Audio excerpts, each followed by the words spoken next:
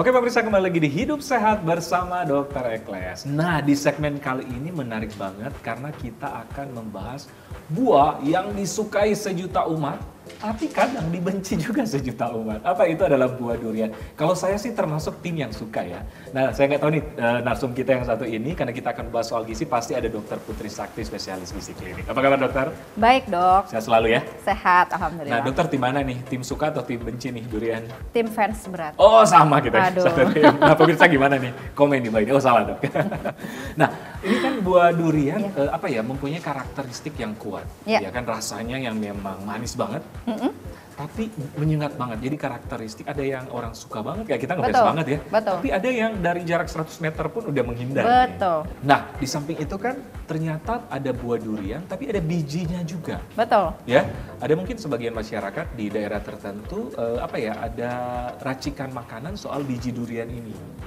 Ya kan? Benar ya dok? Betul. Saya dulu waktu kecil suka makan juga dong. Suka makan juga ya? Betul. Saya belum pernah makan nih buah durian nih. Nah yang dipertanyakan, apa sih manfaat buah durian bagi kesehatan? Bijinya maksudnya? Bijinya ya? Bijinya. Oke, jadi ternyata yang kayak manfaat tidak hanya daging buahnya, tapi bijinya juga bermanfaat.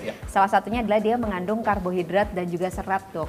Jadi pastinya bisa menjadi salah satu variasi nih ketika kita bosen dengan nasi gitu ya, boleh gitu ya.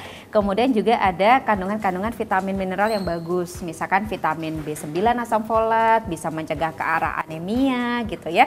Kemudian vitamin B1, B2 itu juga kaya sekali untuk metabolisme energi kita jadi lebih bagus gitu ya. Dan juga kandungan untuk mineralnya salah satunya adalah kalsiumnya juga lumayan bagus dok. Kalsiumnya tinggi. Kalsium, fosfornya tinggi, jadi bagus untuk kita menyehatkan gigi, tulang biar gak gampang keropos gitu ya.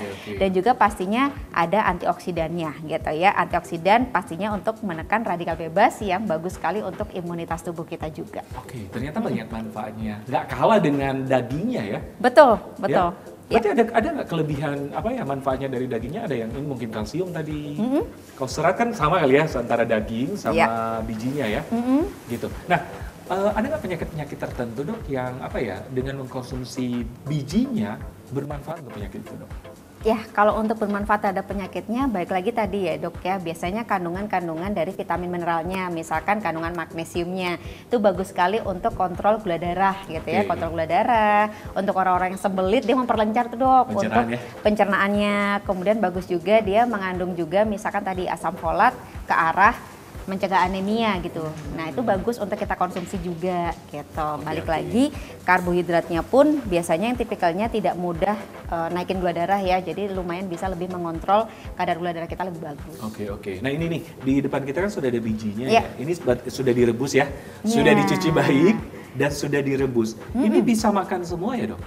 Biasanya kulitnya nggak dimakan ya dok. Jadi biji yang kuningnya nih dok, betul. Nah biasanya ini dok kan takut untuk berlendir ya dok. Jadi biasanya itu dikasih garam, dijemur dulu kering. Tujuannya biar kulitnya yang luarnya tuh gampang dibersihkan. Jadi nanti ngukus tuh udah kuningnya aja nih dok.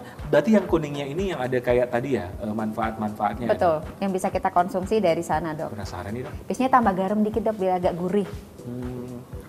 Kalau saya sih rasanya ini ya kayak biasa aja, tapi ada taste durian dikit ya. Iya betul, jadi memang sih, harus seperti ubi-ubian yang lain. Bener, betul. Harus tambah olahan yang lain supaya kayak sup gitu bisa nggak sih? Sebetulnya kalau sup kurang sih dok, biasanya antara dia direbus untuk dimakan seperti ubi gitu ya. Yang kedua bisa juga dia sebetulnya ada olahan untuk jadi kopi. Oh jadi kopi? Kopi dari biji durian. Juga bisa, tapi dia lebih rendah kafein, jadi lebih aman untuk orang-orang yang memang punya resiko asam lambung meningkat.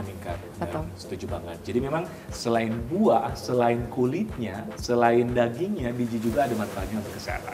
Dokter, seperti di depan ini kan kita rebus ya. Kadang-kadang ternyata ada orang yang suka makan langsung ya, direbus terus langsung makan gitu, nggak diolah dengan olahan yang lain kayak kita tadi ya. Betul. Tapi direbus itu memang disarankan atau mungkin ada manfaatnya nggak dari olahan rebusan? Ya baik, jadi memang untuk biji dari durian itu memang wajib untuk dimasak matang dok gitu, biar tidak membahayakan tubuh kita juga. Nah kemudian nanti tinggal kita konsumsinya tadi, kalau kita tidak ingin mendapatkan efek samping, misalkan karena dia kaya dengan karbohidrat ya, otomatis orang-orang yang punya diabetes sebaiknya memang dibatasi, tidak terlalu banyak, dengan tujuan biar bisa mengonsumsi karbohidrat olahan seperti ini tapi tidak meningkatkan kadar gula darah yang berlebih. gitu. Jadi porsinya pun juga jangan berlebihan. Jangan berlebihan ya. Betul. Iya. Kalau yang lain sih sebetulnya relatif tidak terlalu banyak pantangan ya dok, karena memang nutrisinya ini luar biasa banyak sebetulnya. Ini menjadi pertanyaan, dokter katanya bekas air cucian, bekas rebusan durian itu ada manfaatnya katanya untuk kesehatan, benar nggak dok? Ya, kita tahu bahwa ada vitamin-vitamin yang memang dia larut air ya dok. Jadi misalkan direbus sama seperti kita memasak sop gitu ya. Jadi ada vitamin B, vitamin C, misalkan tadi asam folat itu kan vitamin B9 ya, atau vitamin C yang terkandung di biji dari durian ini juga akan larut sehingga boleh untuk dikonsumsi gitu. Cuman kalau kita membicarakan untuk jangka panjang memang belum ada studi penelitiannya sih dok gitu. Benar. Yang penting jangan terlalu berlebihan. Jangan terlalu berlebihan dan memang ya manfaatnya berarti dari bijinya langsung, betul, bukan dari bekas rebusannya ya. Ya. Setuju. Nah, ada nggak pantangan bagi orang-orang tertentu yang tidak bisa mengkonsumsi biji durian ini? Ya palingan tadi sih dok, orang-orang yang punya riwayat diabetes ya atau obesitas sebaiknya memang membatasi, bukan berarti tidak boleh. Jadi memang untuk porsinya pun hanya beberapa butir aja, hanya untuk variasi dari karbohidrat yang dikonsumsi. Oke. Tadi kan dokter bilang bisa diolah biji durian ini menjadi kopi. Ya, ada betul. olahan yang lain nggak? Usulan jenis olahan lain mungkin menjadi pilihan bagi pemirsa ini. Iya betul dok, biasanya kalau misalkan biji durian tuh bisa juga menjadi olahan tepung-tepungan juga. Kan banyak ya tepung dari almond, nah cobain sesekali tepung dari biji durian tuh juga bagus kayak dengan serat, lemaknya pun lemak yang sehat. Oke. Jadi selain itu ada lagi kan? Tapi direbus juga bisa direbus. Kan tadi ya dimakan. Tadi harus matang dok gitu. Kalaupun tepung kan nanti diolah lagi ya untuk dimatangkan gitu. Sama tadi bisa jadi kopi. Kopi ya? Ya. Itu menjadi alternatif bagi pemirsa nih. Nah, ini kan ada mitos ataupun kabar di masyarakat. Oh, kalau kamu makan banyak durian nanti kolesterol kamu tinggi nih. Tapi ini berkaitan dengan dagingnya ya. Kalau bijinya gimana dokter? Ya baik dok. Jadi memang sebetulnya ya dok dari daging durian itu pun sebetulnya mitos. Karena kolesterol itu sumbernya adalah dari produk hewani. Kalau nabati itu sebetulnya dia tidak mengandung kolesterol gitu. Nah apalagi bijinya. Yang terkandung dalam biji durian itu lemaknya adalah lemak tidak jenuh. Jadi dia justru sehat harusnya ya, tidak memicu ke arah kolesterol. Belum lagi dia ada seratnya, ada vitamin mineralnya yang bisa membantu kontrol gula darah dan tekanan darah maupun lemak darah kita. Betul. Jadi itu mitos ya?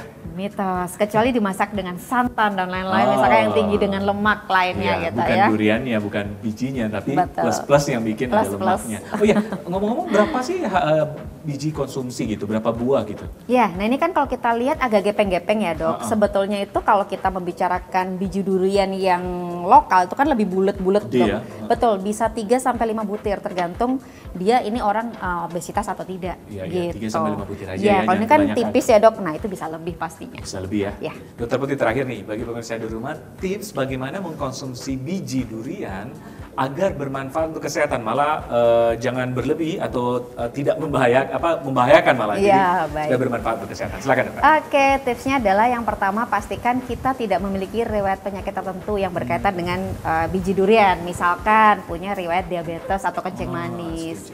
Kemudian yang kedua, orang-orang yang punya gangguan fungsi ginjal, terutama yang memang ditambahkan ada riwayat hiperkalemia dok. Karena pada biji durian ini juga kaya dengan kalium gitu ya. Dan kemudian yang kedua, pastikan juga dimasak dengan matang sempurna. Biasanya bisa minimal 20-30 menit tergantung besarnya juga. Kita ini aja pastikan kalau matang tuh dia tekstur dalamnya tuh seperti kita mengukus singkong gitu. Kalau masih keras ya biasanya dia masih belum matang bagian dalamnya gitu. Kemudian yang ketiga pastikan juga untuk konsumsinya tidak berlebihan. Misalkan tadi ya bisa 3-5 butir ukuran yang bulat sekitar seginilah ya dok. Oke, jadi otomatis tetap bisa. Tapi maksudnya kita harus tahu porsinya, ya bijaklah ya dok ya. Betul. Dalam mengkonsumsi biji durian maupun buah durian. Ya. Setuju ya dokter ya? Setuju. Oke, terima kasih dokter. Sama-sama dok. Informasinya sangat bermanfaat, sehat selalu ya. Sehat selalu. Lanjut ini berarti dok? Silakan dokter, tapi sayang saya. Oke pemirsa jangan kemana-mana, saksikan setelah yang satu ini.